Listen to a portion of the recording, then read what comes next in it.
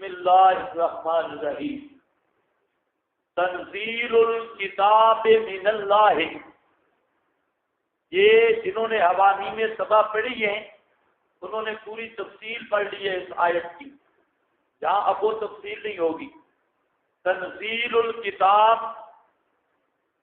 من اللہ العزیز الحکیم، اتاری ہوئی ہے کتاب اللہ کی طرف سے، العزیز جو پکڑنے میں غالب ہے، الحکیم اور مہلت دینے میں حکیم ہے۔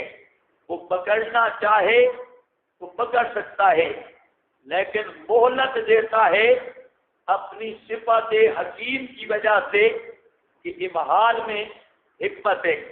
انا انزلنا الیک الکتاب، بے شک ہم نے نازل کیا۔ انا انزلنا کے نیچے لکھا ہے دلیل وہی اول، 6 دلائل آئیں گے، خیال کرتے ہو۔ دلیل وہی مطلب کیا ہے کہ یہ جو مسئلہ ہے یہ آپ اپنی طرف سے نہیں بیان کر رہے، بلکہ یہ مسئلہ ہم بھیج رہے ہیں اور ہمارا بھیجا ہوا مسئلہ آپ بیان کر رہے ہیں۔ انا انزلنا، بے شک ہم نے نازل کیا، الیک کا طرف تیرے، الکتاب، کتاب مراد کیا ہے؟ الکتاب سے مراد ہے دعویٰ، یا الکتاب سے مراد ہے پورا قرآن، یا الکتاب سے مراد ہے سورہ زمر۔ یہ الکتاب بالحق، انزلناہ بالحق، کیا مطلب؟ بالحق اے بسبب الحق کے، اے بسبب الحق کے، باثباتہ باظہارہ، حق کو ثابت کرنے کے لیے اور حق کو ظاہر کرنے کے لیے ہم نے آپ کی طرف کتاب بھیجی۔ اب ذرا خیال کرنا ہے، انا انزلنا الیک الکتاب بالحق، ہم نے نازل کی تیری طرف کتاب بالحق کا کیا معنی کر رہا ہوں؟ باسببیت کی، اور معنی کیا ہے؟ بے سبب الحق کے۔ بے سبب الحق کا کیا معنی؟ لاثبات الحق، لاظہار الحق، حق کو ثابت کرنے کے لیے اور حق کو ظاہر کرنے کے لیے، یہ معنی ہے بالحق کا۔ ایک معنی اوپر لکھا ہے بالحق، حق سے مراد سچا مذہب، سچے مذہب کے ساتھ، لیکن میں یہ معنی نہیں لے رہا، میں معنی کر رہا ہوں باسببیہ ہے۔ اور علامہ آلوسی نے بھی یہی معنی لیا۔ علامہ آلوسی لکھتا ہے اے انزلناہ بسبب الحق اے اثباتہ و اظہارہ، میں نے قرآن اس لیے بھیجا تاکہ حق پک جائے۔ قرآن کیوں آیا بالحق؟ تاکہ حق پک جائے۔ اس بات سے حق تب ہوگا نا کہ حق پک جائے اور صحیح اظہار ہو کہ حق رڑے سے چڑھ جائے۔ کتاب اس لیے بھیجی حق کھل جائے، حق پک جائے۔ معلوم ہوتا ہے حق اگر پکتا ہے اور ثابت ہوتا ہے تو قرآن کے ذریعے، تو سمجھو، اور حق ظاہر بھی ہوتا ہے تو قرآن کے ذریعے۔ وہ حق ہے کیا؟ فَاعْبُدِ اللَّهَ، یہ ہے حق۔ جس مسئلے کو پکا کرنا تھا کتاب بھیجی، وہ کیا مسئلہ تھا؟ فَاعْبُدِ اللَّهَ، عبادت کرو صرف اللہ کی۔ فَاعْبُدِ اللَّهَ، دعوے صورت، مقصود کیا ہے؟ اس بات عبادت نہیں، مقصود ہے توحید بالعبادت۔ فَاعْبُدِ اللَّهَ، اللہ ہی کی عبادت کر، مخلصا لہ الدین، مخلصا خالص کرنے والا، اس طور پہ خالص کرنے والا، لہو واسطے اس اللہ کے الدین عبادت کو، یا الدین کا معنی عبادت ہے، کسی اللہ کے لیے عبادت کو خالص کر دے. فاعبد اللہ، توحید فی العبادت مخلصا، توحید فی النیت. فاعبد اللہ صدق عقیدہ مخلصا، صدق نیت مخلصا. فاعبد اللہ نفی شرک جلی مخلصا، نفی شرک خفی. سمجھ رہے ہو یا نہیں سمجھ رہے؟ عبادت بھی کر صرف اللہ کی، کر بھی صرف اللہ کے لیے، عبادت بھی اللہ کی، اور دو چیزوں کا مطالبہ، کسی غیر کی عبادت نہ کر. مخلصاً، مخلص بن کے کر. کیا مطلب؟ اور کوئی مقصد نہ ہو، عبادت ہو مخلصاً، نیت ٹھیک ہو، صدق نیت، نیت میں خرابی نہ ہو، خالص اسی کی عبادت کر. سمجھ گئے یا نہیں؟ اللہ خبردار، للہ الدین الخالص. اللہ خبردار، للہ یہ لام اختصاص کا ہے. الدین کا معنی عبادت ہے، خالص کا معنی خالص عن الشرک ہے، اور معنی یہ ہے خبردار. خبردار عبادت جو خالص ہے، بغیر رلے والی، بغیر ملاوٹ والی، للہ وہ صرف اللہ کے لیے ہے. خالص عبادت صرف اللہ کے لیے ہے، شرک سے پاک. امام ابن کثیر مانا کرتے ہیں فاعبد اللہ کا، فرماتے ہیں فاعبد اللہ وحدہ لا شریک لہ وادع الخلق الی ذلک. فاعبد اللہ، خود بھی عبادت کر اللہ، وحدہ لا شریک لہ، اکیلے اللہ کی جس کا کوئی شریک نہیں. وادع الخلق الی ذلک، ساری مخلوق کو بھی دعوت دے اللہ کی عبادت کی طرف. وعالمہم انہ لا تصلح العبادہ الا لہ وحدہ، اور مخلوق کو بتلا دے کوئی عبادت کی صلاحیت نہیں رکھتا مگر اکیلا وہ اللہ. وَإِنَّهُ لَيْسَ لَهُ شَرِيكٌ وَلَا عَزِيزٌ وَلَا نَذِيرٌ، اور اس اللہ کا شریک بھی کوئی نہیں، عزیز بھی کوئی نہیں، اور نذیر بھی کوئی نہیں.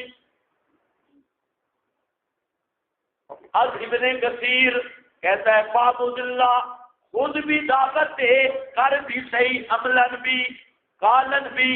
الا للہ الدین الخالص والذین اتخذوا، اور وہ جو اتخذوا، والذین اتخذوا وہ جن کو بنا لیا مشرکوں نے، من دونہ سوائے اللہ کے، اولیاء کارساز، بگڑی بنانے والے، اولیاء کارساز بگڑی بنانے والے. وہ قائلینا، یہ تعویل کرتے ہوئے، قائلینا یہ بہانہ بناتے ہوئے، ما نعبدہم نہیں عبادت کرتے ہم ان کی، اللہ لیقربونا مگر یہ کہ یہ قریب کرتے ہیں ہمیں، اللہ اللہ کے زلفا، قریب کرنا، یہ مفعول مطلق من غیر لفظ ہی، اللہ کے قریب کرنا. ان اللہ یحکم بینہم فیما ھم فیہ یختلفون، بے شک اللہ فیصلہ کرے گا عملی درمیان ان کے ان مسائل میں جن میں یہ مواعدوں کے ساتھ اختلاف رکھتے ہیں. ان اللہ سمرا سنیے بھی، بے شک اللہ لا یہدی من ہوا کاذب کفار، بے شک اللہ نہیں راہ دیتا اس کو جو جھوٹا ہو قول میں، کفار اور کافر ہو عقیدے میں،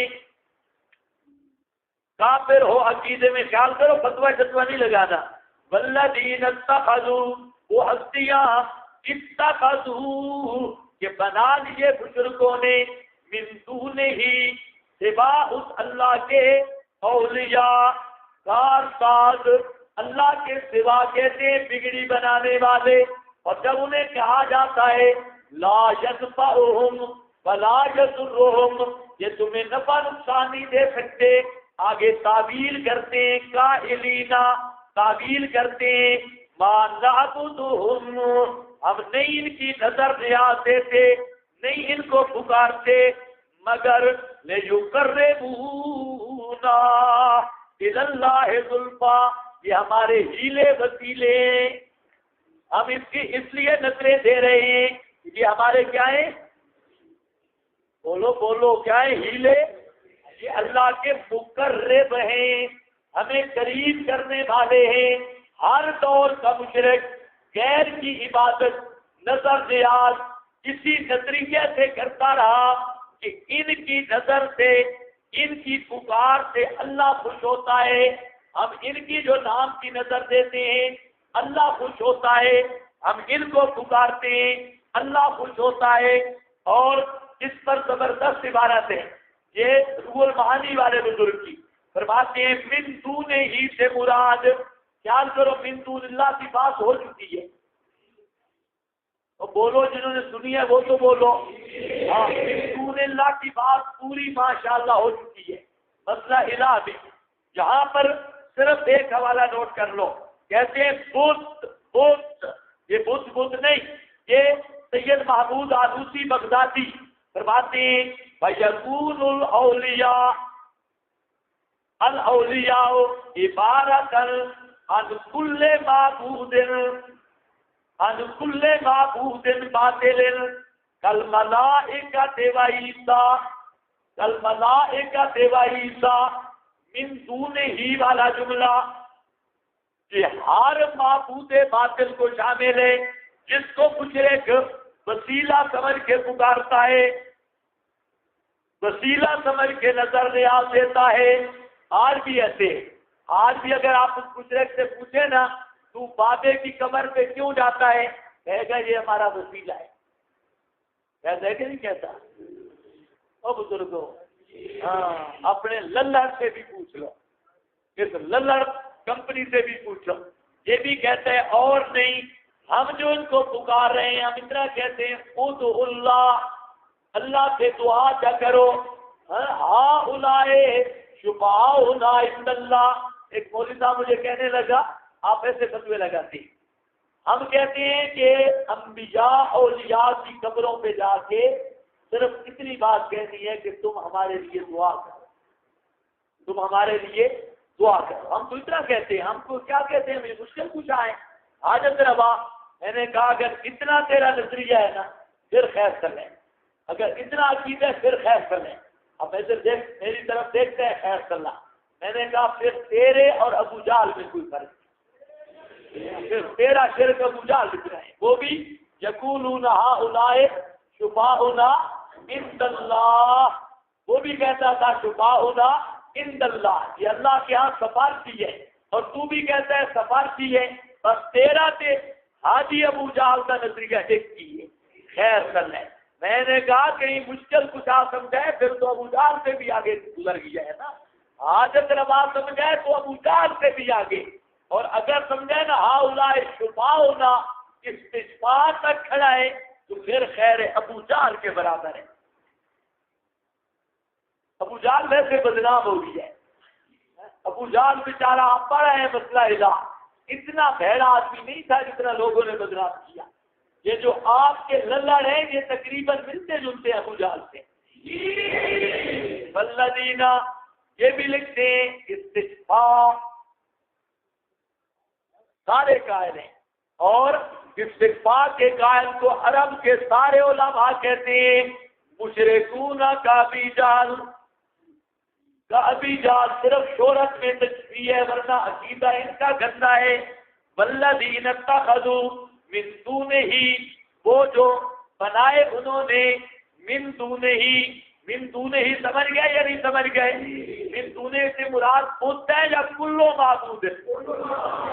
اور کل معبود میں ملائکہ بھی، عیسیٰ بھی، خود نبی کریم علیہ السلام کی ذات اقدس بھی، شیخ عبد القادر جیلانی بھی، حجی حجویری بھی، یہ سارے ان کل معبود باطل، جس کو بھی پکارا گیا سارے کے سارے، اور قائلین ما نعبدہم، یہ ما نعبدہم کا معنی بھی سن لو، امام قرطبی رحمہ اللہ اس نے بھی کیا، کہتے ہیں کہ لیشفعوا لہم عند اللہ، ما نعبد لیقربونا کا معنی ہمیں قریب کرتے ہیں، کیا مطلب؟ لیشفعوا لہم عند اللہ فی نصرہم ورزقہم، فی نصرہم ورزقہم، ہم ان کی اس لیے نظریں مانتے ہیں، ان کو پکارتے ہیں، ہمارا نظریہ ہوتا ہے کہ یہ اللہ سے دعا کر دیتے ہیں۔ لیشفعوا، او بزرگوں کون سا نظریہ ہے یہ؟ ہاں جا کر پھر ڈھیلے بن جانا۔ لیشفعوا، استشفاء کا قائل تھا ابو جہل، اور آج والے بھی کس کے قائل ہیں؟ استشفاء کے۔ ایک ہی نظریہ ہے تشابہت قلوبہم، وہ کہتا تھا فرق صرف اتنا ہے، وہ استشفاء کے قائل تھے حضرت ابراہیم سے، حضرت اسماعیل سے، اور یہ استشفاء کا قائل ہے ہر مچو ننگا باپا جو کپڑے نہیں سمجھ سکتا اور مر جائے، بھنگی، چرسی، شرابی، کوٹری، جو نہ نماز کے قریب، نہ روزہ، نہ حج، نہ زکات، نہ مسلمان، کوئی بھی جو بھنگی جرسی مل جائے اس کو، اس کی قبر کی ڈھیری مل جائے، بس قبر کی ڈھیری دیکھتا جائے گا اور او سبحان اللہ قربان ہوتا چلا جائے گا۔ ابو جہل اور اس میں فرق یہ ہے، ابو جہل کہتا تھا ہاؤلائے شفاؤنا عند اللہ، یہ ہاؤلائے ابراہیم، ہاؤلائے اسماعیل، یہ جو مقرب لوگ ہیں یہ ہمارے سفارتی ہیں۔ اور آج کا مشرک ہر ڈھیری پہ گرا ہے، ہر قبر پہ گرا ہے، اور ہر جگہ پہ ڈنڈی، کنڈی، تابیہ، کوئی چیز بھی اس کو مل گئی یہ اسی پہ لیٹریاں لگائے گا اور کہے گا لیقربونا الی اللہ زلفا۔ اب خود بتاؤ ابو جہل بہتر تھا یا یہ اولاد بہتر ہے؟ ان سے بہتر تھا، وہ نبیوں کو پکارتا تھا، اور یہ ہر بابے کی پکار پہ لگے ہوئے، اللہ لیقربونا الی اللہ، ہمیں قریب کرتے ہیں اللہ سے، زلفا قریب کرنا، ان اللہ بے شک اللہ، سمجھ گیا ہو نا، لیشفعوا لہم عند اللہ فی نصرہم ورزقہم من امور الدنیا فاما المعاد فکانوا جاہدین لہ وکافرین بہ۔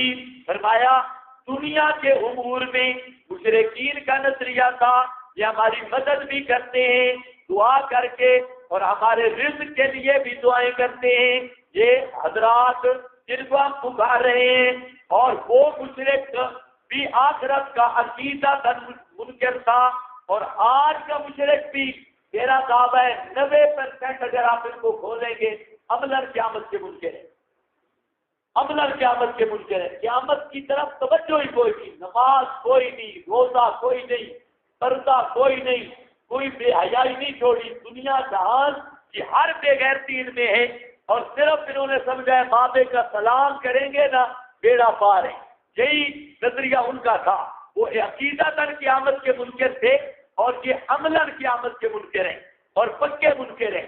ما نعبدہم الا لیقربونا الی اللہ زلفا ان اللہ، وسیلے کا مطلب میں ذکر کروں گا انشاءاللہ، ان اللہ بے شک اللہ یحکم بینہم فیصلہ کرے گا ان کے درمیان، فیما آ گیا مزلڑ پارٹی، کہتے ہیں ان مسائل کے بارے میں کوئی پوچھ ہونی ہے، ان کے یہ مسئلے کو پوچھے جائیں گے تو کہو چبلا یہ آیت بھی پڑھ، ان اللہ بے شک اللہ یحکم بینہم، صرف پوچھے گا بھی نہیں فیصلہ بھی کرے گا، یحکم فیصلہ کرے گا عملی، بینہم درمیان ان کے، ان مسائل میں یختلفون، یہ موحدین کے ساتھ اختلاف کرتے تھے، اور یہ فیصلہ کیسے کرے گا؟ فیصلہ بِإِدْخَالِ الْمُحِقِّ الْجَنَّةَ وَالْمُبْطِلِ النَّارَ۔ یہ خضری کی عبارت ہے، علامہ خضری کہتا ہے بِإِدْخَالِ الْمُحِقِّ الْجَنَّةَ، وہ حق والے کو جنت میں بھیج کر، وَالْمُبْطِلِ النَّارَ، اور باطل کو آگ میں بھیج کر۔ یہ تو کہتے ہیں پوچھ کوئی نہیں ہو مولوی ہو، ہاں بڑے ہو کہ تم بھی کہو فروعی مسئلہ تھا، فروعی مسئلے کا فیصلہ ذرا دیکھو، فیصلہ کیا آیا؟ جو اس مسئلے کا باطل ہے، جو غیر کو وسیلہ سمجھ کے پکارتا ہے، اس کو اللہ مبطل النار، اس کو جہنم میں داخل کر کے عملی فیصلہ ہوگا، اور جو صرف خالص اللہ کو پکارتا ہے اس کو جنت میں داخل کرے گا۔ بِإِدْخَالِ الْمُحِقِّ الْجَنَّةِ، نظری بھی، بیزابی بھی، اور بیزابی والا بزرگ کہتا ہے إِنَّ اللَّهَ يَحْكُمُ بَيْنَهُمْ وَبَيْنَ الْمُسْلِمِينَ، اللہ فیصلہ کرے گا ان وسیلہ کے قائلین اور مسلمانوں کا، فِيمَا هُمْ، ان مسائل میں، يَخْتَلِفُونَ فِي أَمْرِ الدِّينِ، جو ایک دین کے معاملہ میں آپس میں اختلاف رکھتے ہیں، بِإِدْخَالِ الْمُحِقِّ الْجَنَّةِ وَالْمُبْطِلِ النَّارِ، وہاں پر یہ یقربون کا قائل کہ یہ محبل اس کو جہنم میں بھیجے گا، اور خالص خدا کی عبادت کرنے والا وہ جنت میں جائے گا۔ اللہ یہ فیصلہ کریں گے، سمجھے؟ مسئلے تو بہت آ رہے ہیں لیکن ترجمہ رہ جائے گا۔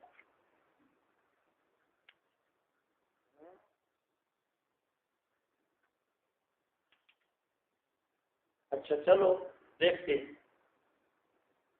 ان اللہ یحکم بینہم فیما ھم فیہ یختلفون، ان اللہ، یہ خدا کا فتویٰ بھی آ رہا ہے، ثمرہ دنیاوی، بے شک اللہ لا یہدی، نہیں ہدایت دیتا، من ہوگا کاذب، وہ اس آدمی کو جو جھوٹا ہو قول میں جیسے گزرے کے، کفار، جو بڑا کافر ہو، کفار، جو بڑا کافر ہو عقیدے کا کافر، زبان کا جھوٹا، فتویٰ تو نہیں لگا نا؟